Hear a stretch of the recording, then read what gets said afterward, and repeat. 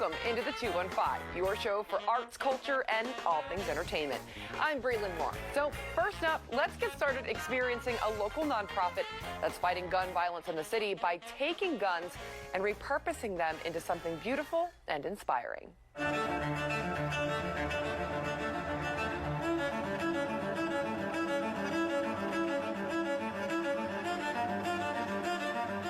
There is a scripture where they cast this beautiful vision of a world where we turn swords into plows and spears into pruning hooks.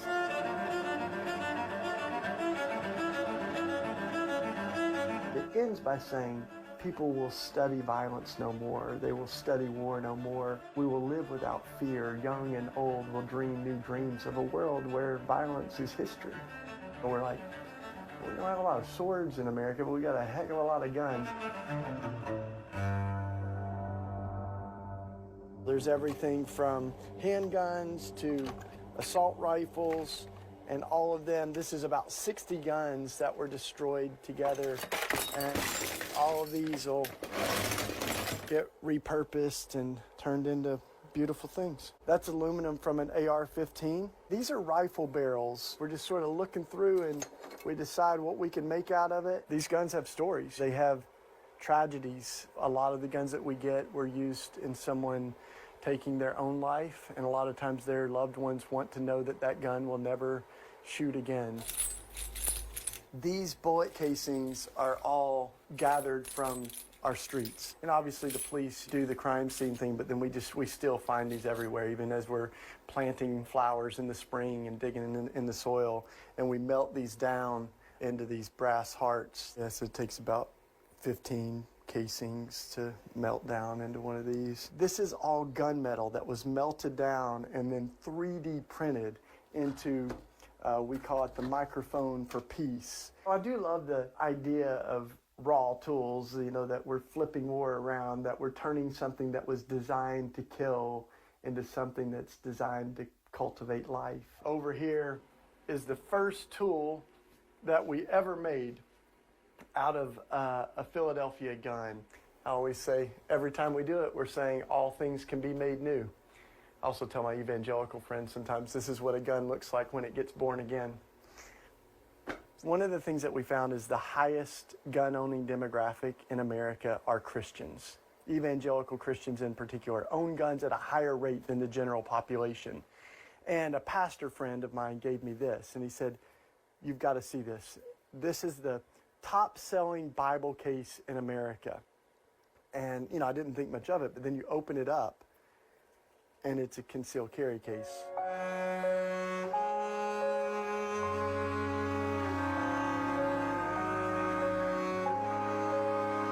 This room we deliberately put in the middle of the shop so that we're passing through it all the time. It's a memorial space where people can write names of folks that they've loved and lost to gun violence or suicide. We put it here as a prayerful, reflective space, but also to constantly remind us that this is why we do this work. I wrote this name because Papito was a 19-year-old that was killed right here on Potter Street. And I was home when I heard the gunshots and ran outside, and he was still alive, gasping for air. I held his hand, prayed for him, and the ambulance came and got him, and then the next morning we found out that he didn't make it. I felt like I needed and wanted to do something to address gun violence, and that's where RAWtools was born. Right, I think we're set up out here. You ready, man? I'm ready.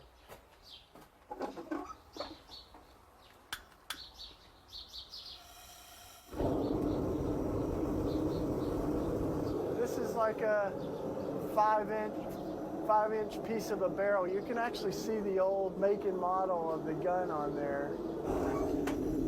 Yeah, buddy.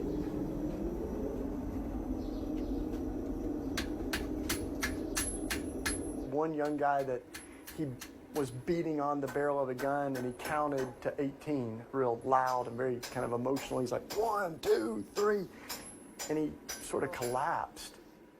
He then said, I took the life of an 18-year-old, and I'm praying for the healing of my own heart and also for the healing of those who I harmed.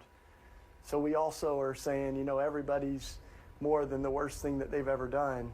And just as metal can be recrafted, so can human hearts. These are all sliced up pieces of gun barrels.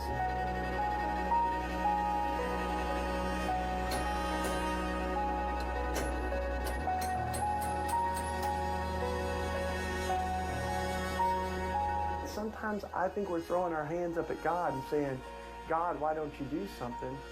And God's saying back, I did do something. I made you. You know, like we're waiting on God and God's waiting on us.